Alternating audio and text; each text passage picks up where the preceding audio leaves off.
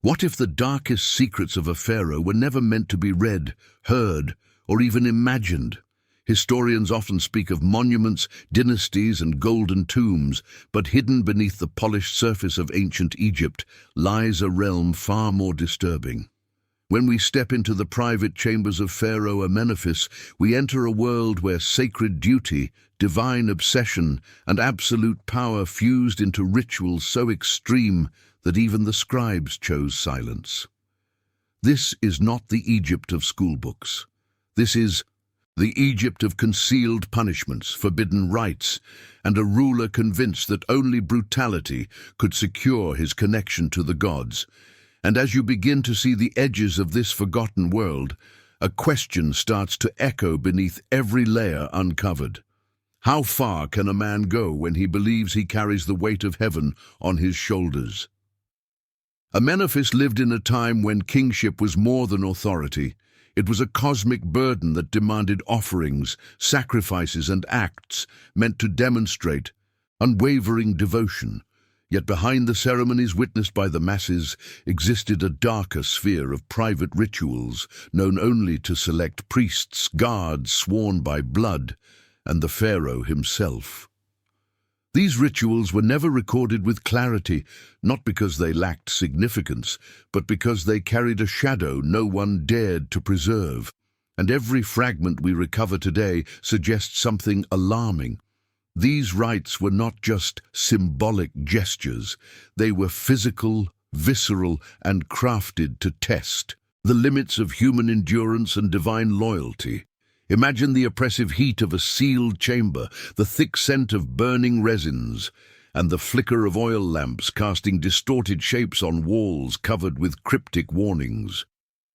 In this atmosphere, Amenophis pursued a path that blurred the boundaries between sacred devotion and cruelty. Each ritual served a purpose in his personal mythology, strengthening his claim as the chosen intermediary of the gods. But at what cost? Scholars argue that these private practices reveal more about his fears than his faith. Fear of rebellion, fear of cosmic imbalance, fear that the gods, once silent, might have turned their faces away. When you look closely, these rituals feel less like divine commands and more like desperate attempts to keep a trembling world under control. And as we peel back this veil of secrecy, it becomes impossible not to sense the magnitude of what was hidden. These were not isolated ceremonies. They were part of a broader system of psychological and physical domination, reinforcing the idea that suffering could maintain order. It raises an unsettling thought. If this is only the threshold of Amenophis's private world, what horrors waited deeper within, concealed from the eyes of all but a chosen few? This is where the story begins to stretch into places that challenge our understanding of ancient Egypt entirely, and the fragments we uncover reveal more than rituals. They expose a ruler shaped by forces darker than his gilded mask ever suggested. Before we continue unfolding this world of forbidden rites and unspoken brutality, tell me what you think so far. Has any part of this hidden history ever crossed your mind? Share your thoughts in the comments. Leave a like if this kind of deep historical exploration speaks to you, and make sure you are subscribed so you do not miss what comes next. Because the path ahead grows even darker as we move deeper into the rituals that defined Amenophis's most secret identity. The first of Amenophis's private rituals emerged from an era when the balance between the living and the divine felt dangerously fragile. To his inner circle, this ritual was known simply as the Vigil of the Red Dawn, a practice whispered about only in metaphors, as if describing it plainly would invite misfortune. At its core, this rite revolved around the belief that the pharaoh had to personally confront the forces that threatened cosmic harmony. But the way Amenophis interpreted that duty pushed the ritual far beyond symbolic gestures. Each dawn, before the palace stirred, a sealed chamber was prepared deep within the temple complex, lit only by a narrow slit that allowed the first ray of sunlight to cut through the darkness. This single beam, considered the physical breath of the sun god, marked the moment the ritual began. Inside that chamber, chosen subjects were brought forward, individuals selected not for guilt or crime, but for symbolic representation. They embodied chaos, imbalance, or whatever Amenophis perceived as threatening his reign. What unfolded was a performance designed to reinforce his dominion over disorder. The pharaoh would stand before them in complete silence, letting the rising sun elongate his shadow across the floor until it touched the trembling figures at his feet. According to fragmented accounts, this shadow symbolized the reach of his divine authority, and once it touched them, the ritual shifted from solemnity to an unsettling display of power. Priests recorded that Amenophis believed the sun could not rise fully unless he enacted a form of purification, one that demanded both psychological and physical submission from those trapped inside with him. There are suggestions that the ritual involved spoken incantations so ancient and cryptic that even contemporary priests struggled to interpret them. The words were said to bind the participants symbolically to the pharaoh's will, turning them into vessels through which cosmic tension could be transferred and released. As the incantations grew heavier, the atmosphere inside the chamber thickened with heat and fear. Some scribes hinted that the ritual required Amenophis to impose controlled suffering, believing that pain could dissipate the chaotic energies these symbolic figures carried. Whether this suffering was enacted directly by the pharaoh or carried out under his command remains debated, but every indication points to a ritual intended to remind the gods that Amenophis still held absolute authority in their name. The Vigil of the Red Dawn was not a public ceremony, nor was it meant to be. It was a private reaffirmation of Amenophis's relationship with the divine, conducted in secrecy to preserve the image of a serene, benevolent ruler. Yet this hidden practice reveals something far more complex beneath the golden veneer of Egyptian power. It shows a man wrestling with doubt, clinging to rituals rooted in fear rather than faith, convinced that order could be maintained only through acts that tested the boundaries of human endurance. And as this first ritual spread its influence through the palace, its echoes reached even those who were never present, shaping the pharaoh's rule in ways that would leave a shadow stretching long beyond the moment the sun rose over that sealed chamber. The deeper we explore this ritual, the clearer it becomes that it served as a foundation for the even darker practices Amenophis would later develop, each one pushing further into territories where devotion and brutality became indistinguishable, and where the line between the sacred and the forbidden dissolved into something far more unsettling.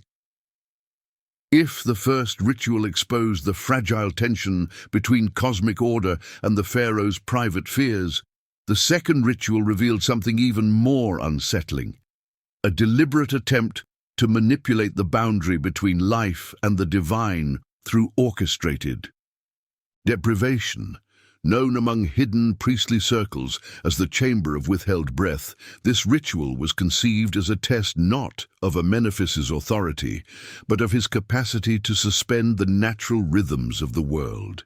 The Egyptians believed breath embodied the essence of life, the sacred spark granted by the gods. To withhold it, even symbolically, was to challenge the natural order itself. Amenophis embraced this concept with unnerving conviction, convinced that only by demonstrating mastery over life's most basic force could he maintain the cosmic stability he feared was slipping away. The chamber used for this ritual was unlike the one illuminated by dawn. It was small, windowless, and intentionally oppressive, its walls painted with images depicting the struggle between gods and forces of disorder. Inside, the air was thick with incense, chosen not for its fragrance, but for its heavy, lingering density. Participants selected for this ritual were bound not by chains, but by the weight of expectation, knowing they were entering a space where even the act of breathing was treated as a privilege granted by the pharaoh.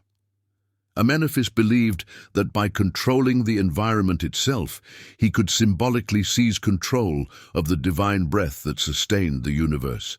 He would enter the chamber accompanied by 2 or 3 priests who understood the incantations used to heighten the psychological strain.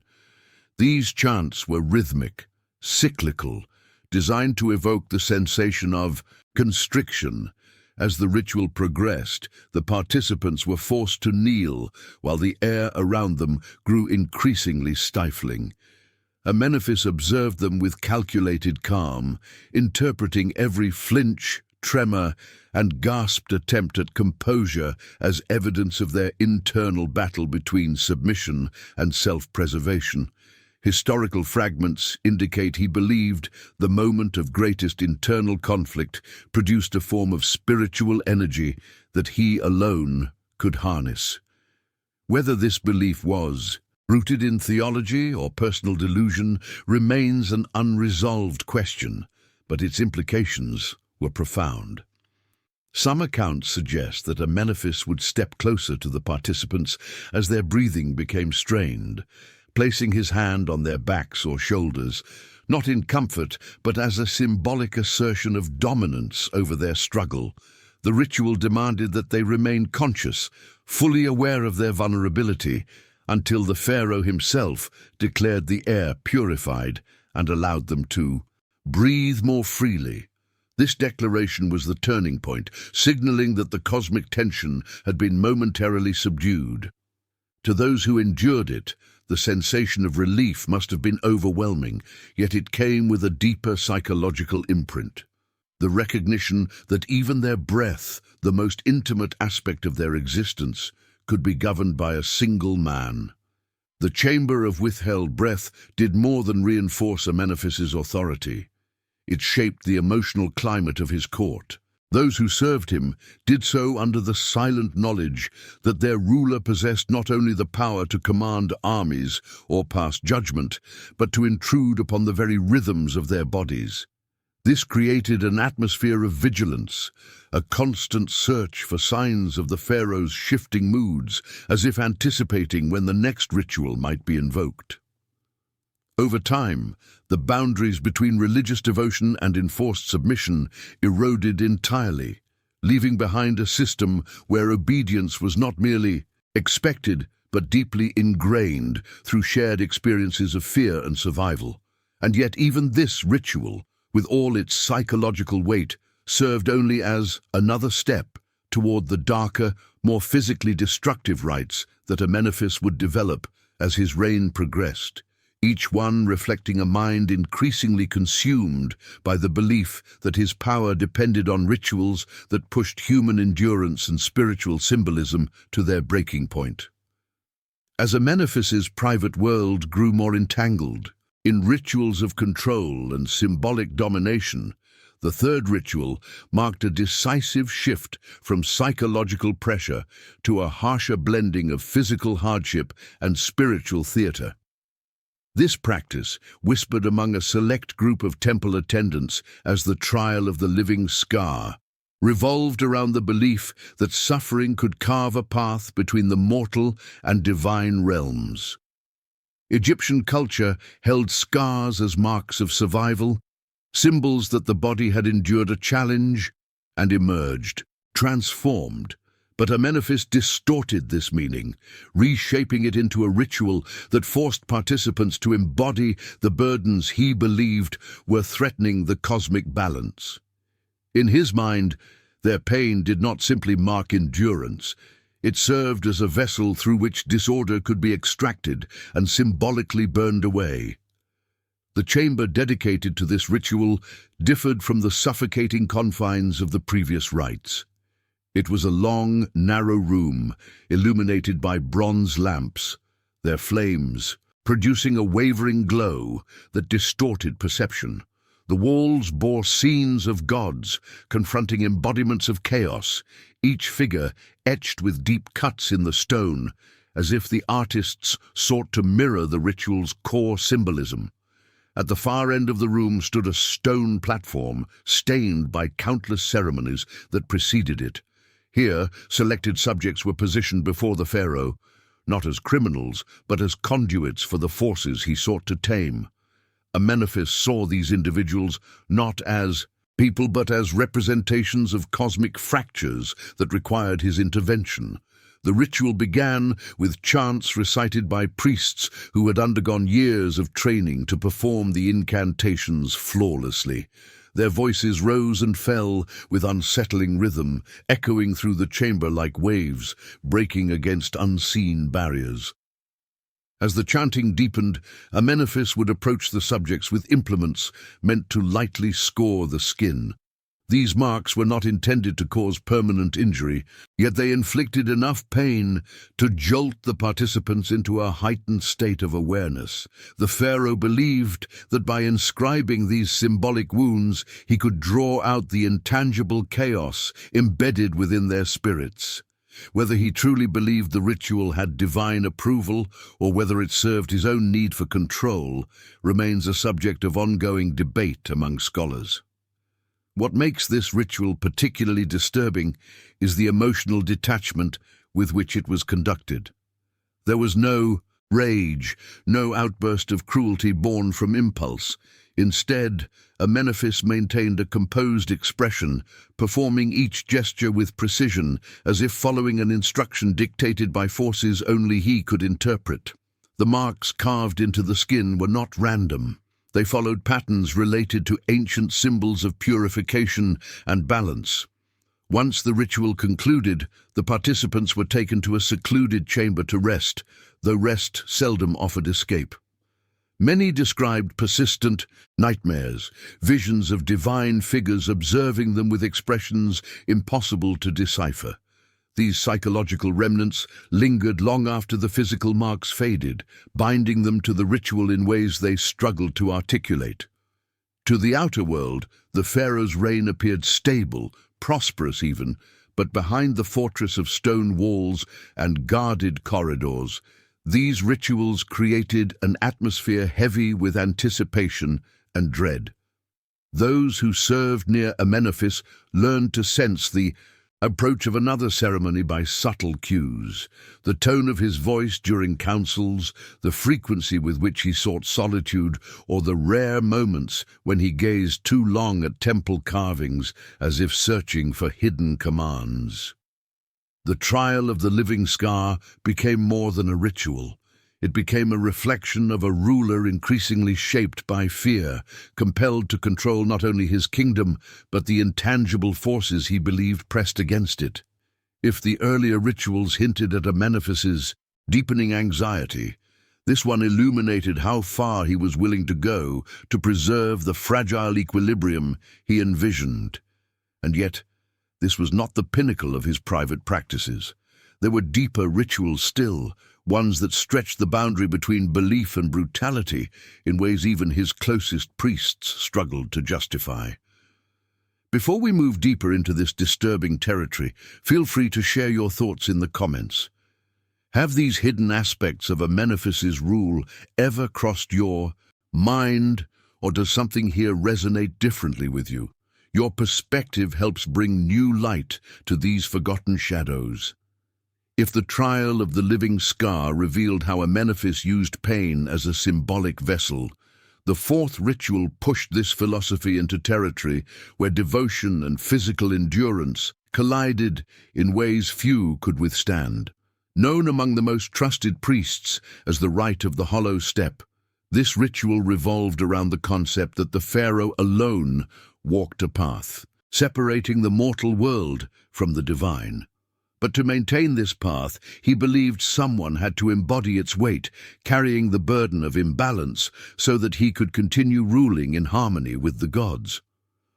What emerged was a ritual that blurred the line between spiritual discipline and enforced suffering, transforming human bodies into instruments for a cosmic struggle only Amenophis believed he fully understood. The setting for this ritual was an underground hall carved beneath a remote annex of the palace complex, a location chosen not for grandeur but for isolation. The hall's floor consisted of uneven stone blocks, worn smooth in some places and jagged in others, forming a disorienting terrain meant to symbolize the unpredictable forces threatening order. Participants selected for the rite were instructed to walk slowly across this path while bearing weighted adornments positioned along their arms and shoulders. These weights were crafted from materials associated with ancient symbols of disorder, and the pharaoh believed carrying them allowed chaos to be momentarily contained. What made the ritual particularly grueling was not the physical act itself, but the psychological pressure layered upon it, for Amenophis observed every faltering step with an intensity that left participants trembling long after the rite ended. Priests described the air in the hall as unnervingly still, as if even sound refused to interfere with the ritual's gravity. The only noise came from the scraping of weighted ornaments, shifting with each movement. Each step was meant to represent a confrontation with imbalance, and the participants' struggle served as a reminder that harmony demanded constant vigilance. Amenophis rarely spoke during the ritual, but his silent presence alone exerted tremendous psychological force. Witness accounts suggest that he saw these individuals as temporary extensions of himself, walking a symbolic path he could not risk traversing physically. Their endurance, therefore, became a measure of his own spiritual authority, and their pain an offering interpreted through the lens of cosmic maintenance. The rite of the hollow step also imposed a unique form of isolation. Participants were blindfolded before entering the hall, heightening the unpredictability of the terrain and forcing them to rely solely on instinct. This deprivation of sight was not an act of cruelty for its own sake, but a calculated attempt to mimic the invisible forces the pharaoh believed pressed upon him daily. With every uncertain step, they embodied the vulnerability he refused to display publicly. Some scribes noted that upon completing the ritual, participants often collapsed, overwhelmed not only by physical exhaustion, but by the realization that they had served as silent guardians of a balance they barely understood. Those who endured the rite often carried its effects long after leaving the hall. Some reported lingering disorientation, an inability to walk without sensing phantom weights on their bodies. Others described an emotional heaviness, as though fragments of the ritual's symbolic burden had seeped into their thoughts. These after-effects served as reminders of how deeply Amenophis's rituals penetrated the psyche, shaping not only the participants but the broader culture of his court. For the pharaoh, such consequences were proof that the ritual had succeeded. For those who lived through it, they were evidence that the boundaries between spiritual symbolism and physical suffering had been eroded beyond recognition. Yet even this demanding ritual was not the culmination of Amenophis's private practices. As his reign continued, darker ideas took root, and the rituals that followed would venture into domains even his closest advisors struggled to comprehend, revealing the extent to which faith, fear, and absolute power had fused into something far more extreme than any ceremony performed for the public eye. If the rite of the hollow step forced participants to carry the symbolic weight of disorder, the fifth ritual brought Amenophis face to face with the most intimate form of spiritual violence he believed necessary to preserve cosmic balance. Known among the inner priesthood as the Vigil of the Split Reflection, this ritual was rooted in the ancient belief that every soul carried a dual nature, one aligned with harmony and another poised toward chaos. In traditional Egyptian thought, this duality was addressed through prayer, meditation, and moral discipline. But Amenophis, convinced that the turbulence of his era demanded far more extreme intervention, reimagined this concept into a ceremony designed to expose and confront what he believed were the hidden fractures within the human spirit.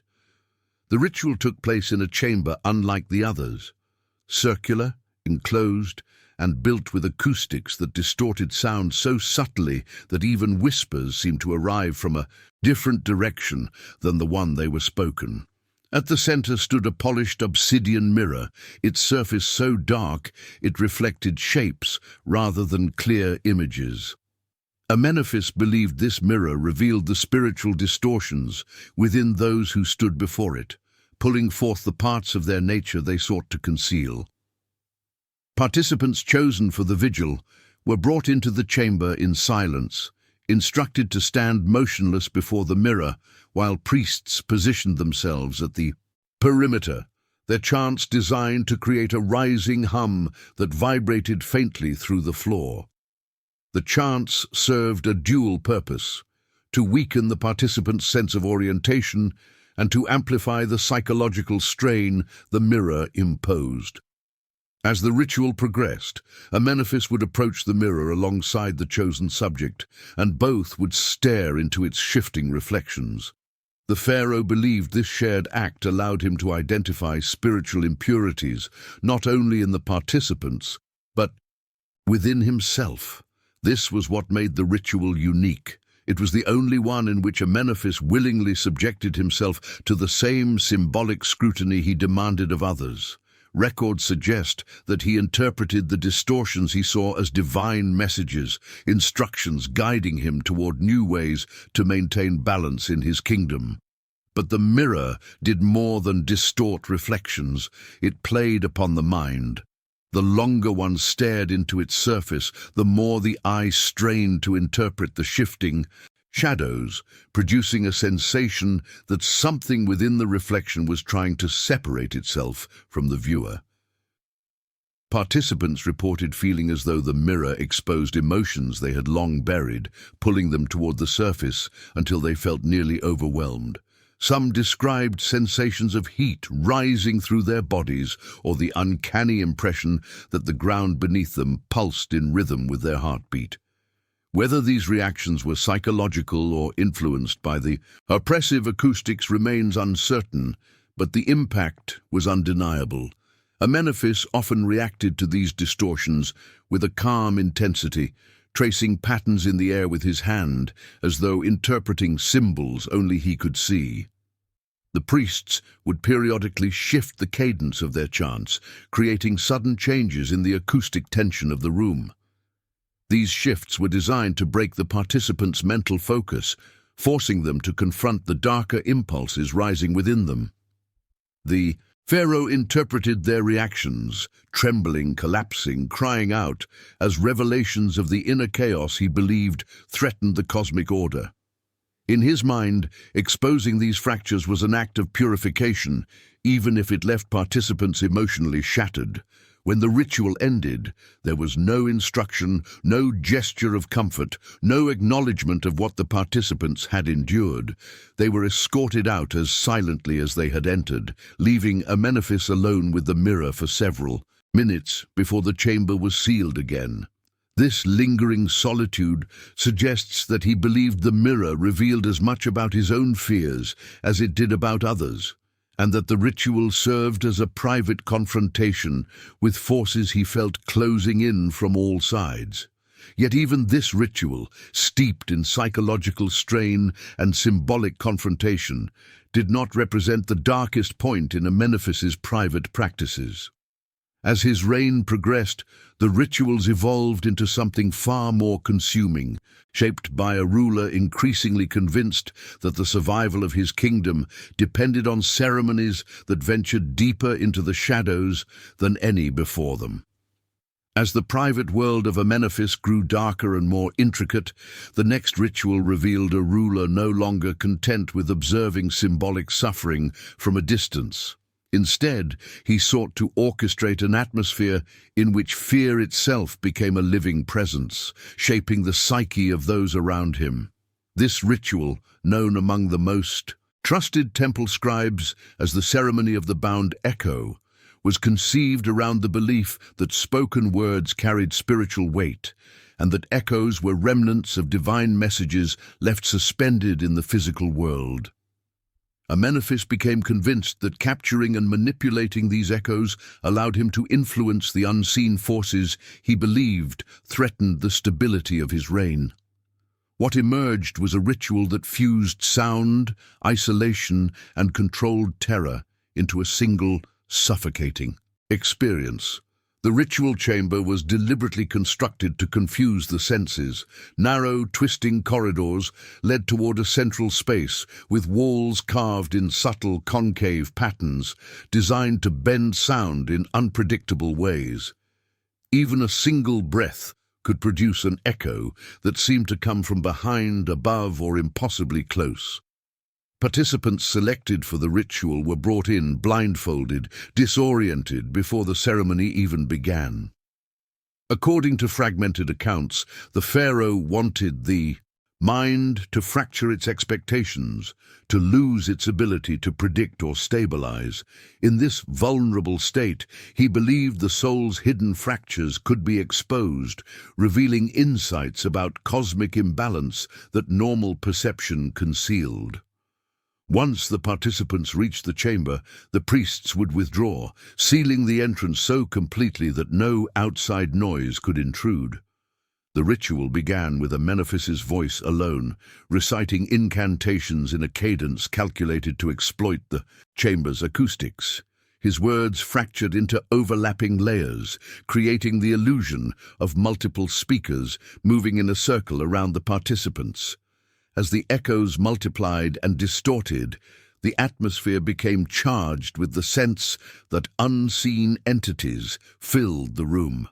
The participants' breathing grew shallow as they struggled to interpret the sensation of voices drifting around them, some fading in, others amplifying with sudden, jarring clarity. These echoes were not random. They were shaped deliberately by the pharaoh's pacing, his tone, and the chamber's structural design. The ritual demanded that participants remain still, absorbing the sound until their sense of self seemed to dissolve into the shifting acoustics. Some records suggest that Amenophis approached them quietly during the ritual, altering his position so that his spoken words struck them unexpectedly from new angles. This unpredictability intensified the psychological strain, creating a rift between anticipation and reality. Participants reported feeling as though the echoes pressed against their bodies like invisible hands, a sensation likely rooted in fear, but interpreted at the time as the presence of divine forces responding to the ceremony. The most disturbing element of the ritual came near its midpoint, when the pharaoh would abruptly fall silent. The chamber, which moments earlier had been filled with layered resonance, would become so still that even the faintest movement felt deafening. In this void, participants often experienced overwhelming anxiety, believing the echoes remained suspended in the air, waiting for a command. Amenophis interpreted their reactions as signs of spiritual vulnerability, evidence that the ritual was drawing forth the hidden tensions he believed were poisoning the kingdom's cosmic equilibrium. When the silence had run its course, he would speak a final invocation, allowing the echoes to scatter and fade as the ritual concluded. Those who endured the ceremony of the bound echo often emerged shaken, unable to articulate what they had encountered. Some avoided enclosed spaces for months afterward, as though the lingering resonance still lived inside their thoughts. Others withdrew inward, struggling to reconcile the ritual's intensity with the world outside its walls. These reactions served to reinforce Amenophis's belief that he had touched forces beyond ordinary comprehension, encouraging him to deepen his descent into rituals, shaped as much by fear as by faith. If any part of this ritual left an impression on you or sparked a particular thought about how far a ruler might go to control the unseen, feel free to share your perspective in the comments. Your insight adds depth to this journey through the forgotten shadows of Amenophis's world. As Amenophis' rituals deepened in complexity and severity, the walls of the palace began to absorb a growing tension that spread far beyond the chambers where these secret ceremonies took place.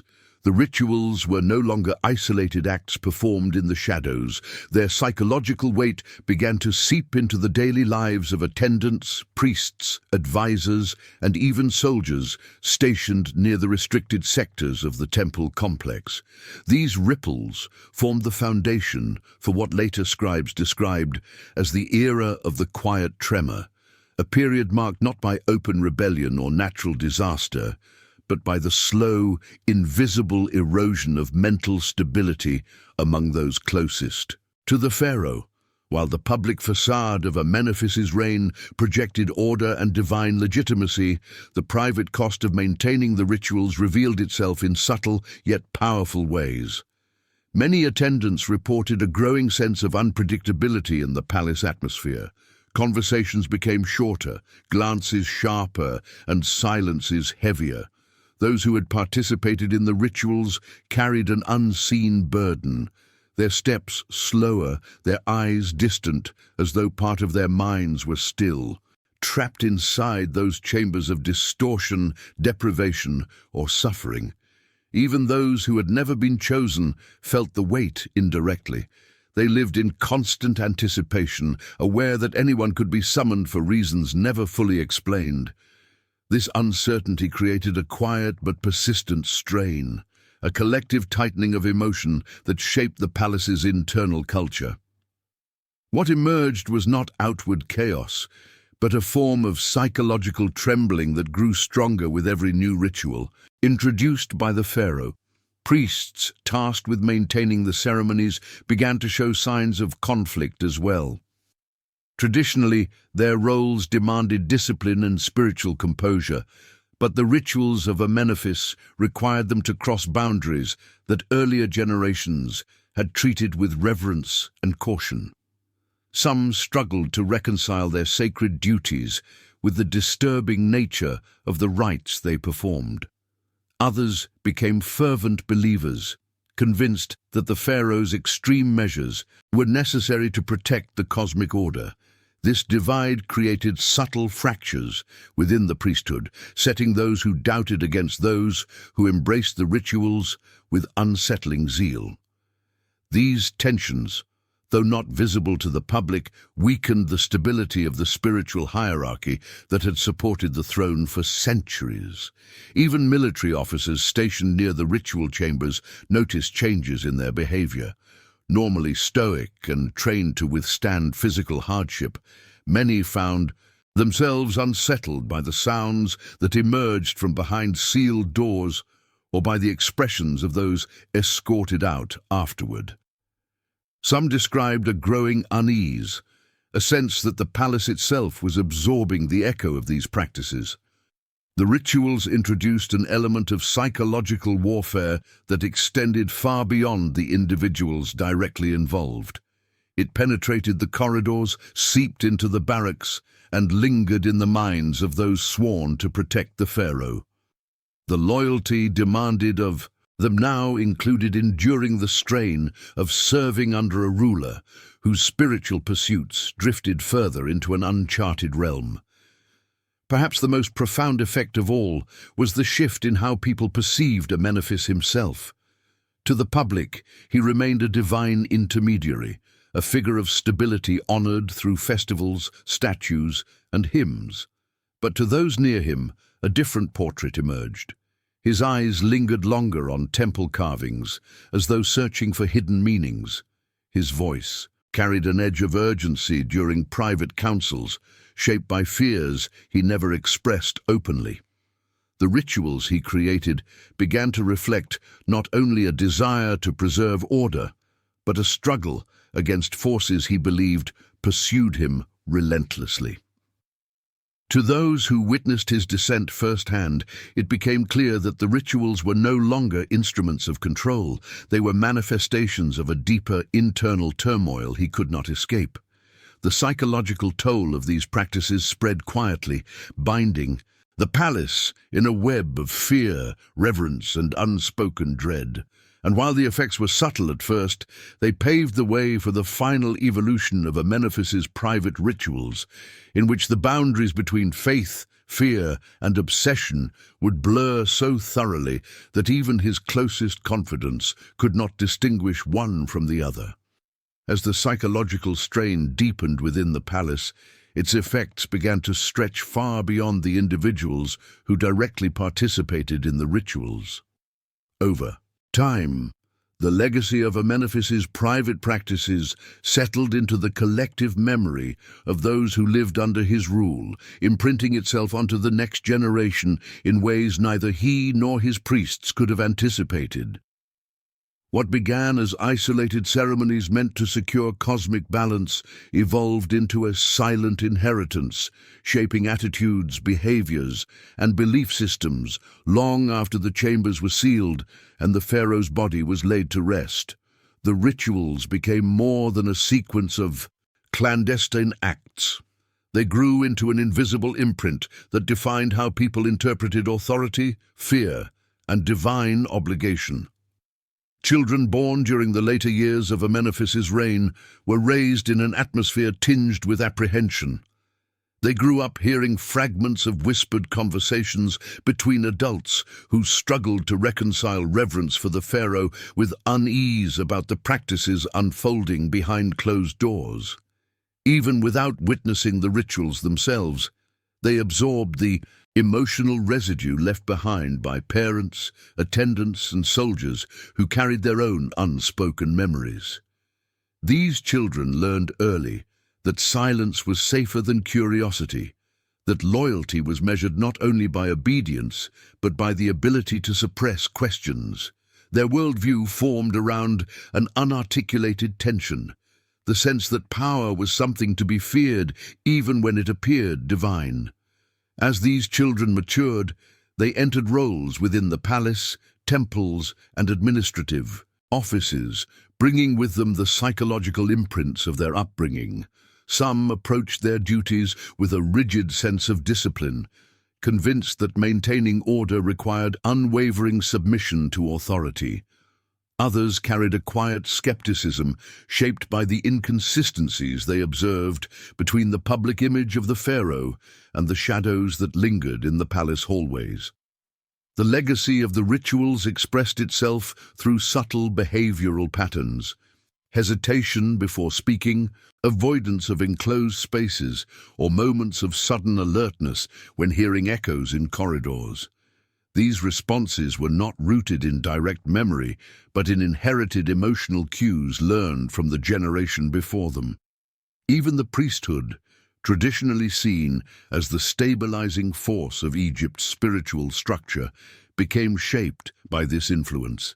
Young priests trained under mentors who carried the burdens of Amenophis' rituals, absorbing not only the sacred knowledge of the gods, but also the haunted undertones that colored their teachers' interpretations.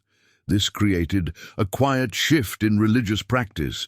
The rituals performed for the public remained unchanged, but their internal significance subtly evolved. Concepts like purity, balance, and cosmic order took on heavier meanings, influenced by the memories of those who had witnessed the pharaoh's extreme attempts to preserve divine favor. These ideas were passed down not through official teaching, but through tone, posture, pauses, and the weight of unspoken history. In local communities, the story of Amenophis gradually transformed into something mythic. Farmers, artisans, and traders spoke of him as a ruler who walked too closely with unseen forces, a king whose spiritual pursuits left traces, felt even by those beyond the palace walls.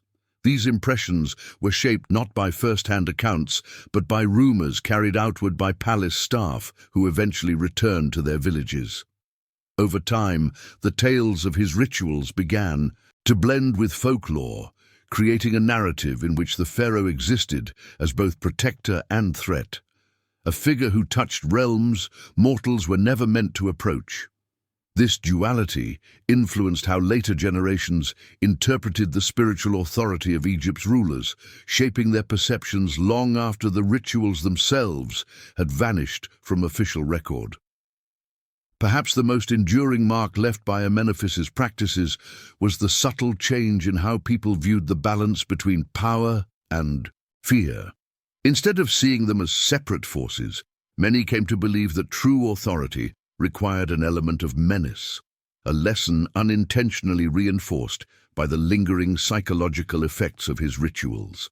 This idea seeped into the foundations of Egypt's evolving political structures, influencing the expectations placed upon future leaders and the lens through which their actions were judged.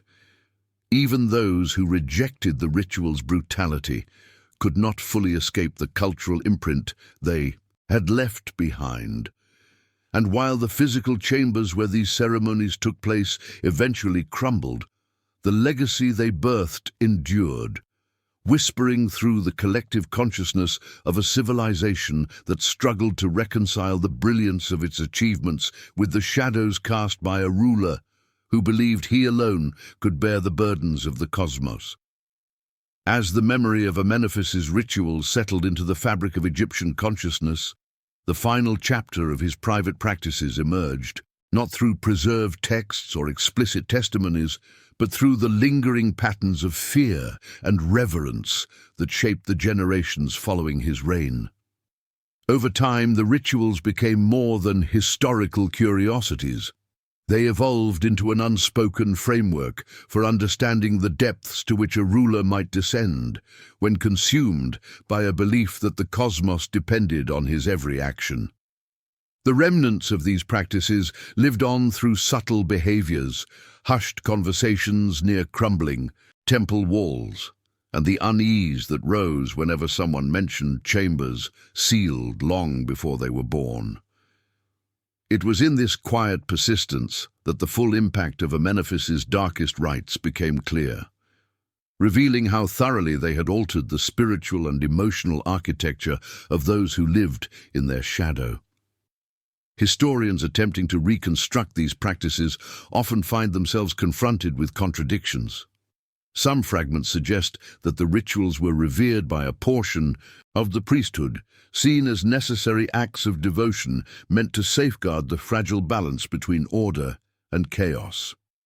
Others depict a ruler spiraling deeper into obsession, interpreting every sign, dream, or slight disturbance as a cosmic warning demanding an even more extreme response. This ambiguity itself has become part of the legacy.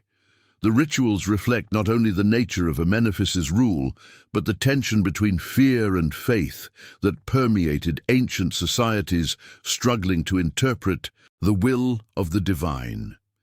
Each generation, in its own way, inherited a slightly altered version of the story, shaping it to reflect their anxieties and aspirations. What endures most powerfully is the sense that Amenophis's rituals were never truly buried. They lingered in symbolic gestures, adopted by later leaders, in the undertones of spiritual teachings passed from priest to apprentice, and in the storytelling traditions that carried whispered warnings about rulers who ventured too deeply into forbidden realms. These echoes influenced how people interpreted authority for centuries, reinforcing the belief that power was inseparable from the unseen forces that shaped existence. Whether the rituals were viewed as necessary sacrifices or dangerous transgressions, they continued to serve as reminders that even the mightiest rulers were vulnerable to the shadows they summoned. In the ruins of forgotten chambers, archaeologists occasionally uncover marks on walls, fragments of carvings, or remnants of ceremonial objects that hint at practices no longer fully understood. These findings spark debates about whether they belonged to Amenophis's era or were misattributed from later periods. Yet regardless of their origin, they reignite questions about how much of his private world remains hidden beneath layers of time and sand. These discoveries, even when inconclusive, demonstrate the profound effect of the rituals. They transformed not only those who lived under his rule, but also those who seek to understand him today. The fascination they inspire reveals how deeply humanity remains drawn to the delicate boundary between devotion and darkness. And perhaps That is the true legacy left behind. Not the rituals themselves, but the way they instill a sense of uneasy wonder, a reminder that ancient civilizations, for all their brilliance, were shaped as much by fear as by faith. As long as the story of Amenophis continues to be explored, debated, and reimagined, his rituals will remain suspended between myth and memory, casting long shadows across the corridors of history. If you stayed with me through this exploration, you already felt how these forgotten practices still ripple through time. If the journey resonated with you, consider subscribing to the channel so we can continue uncovering the hidden layers of ancient history together. You can also leave a comment with the phrase, "I followed the shadows to the end," to mark that you reached the final part of this narrative.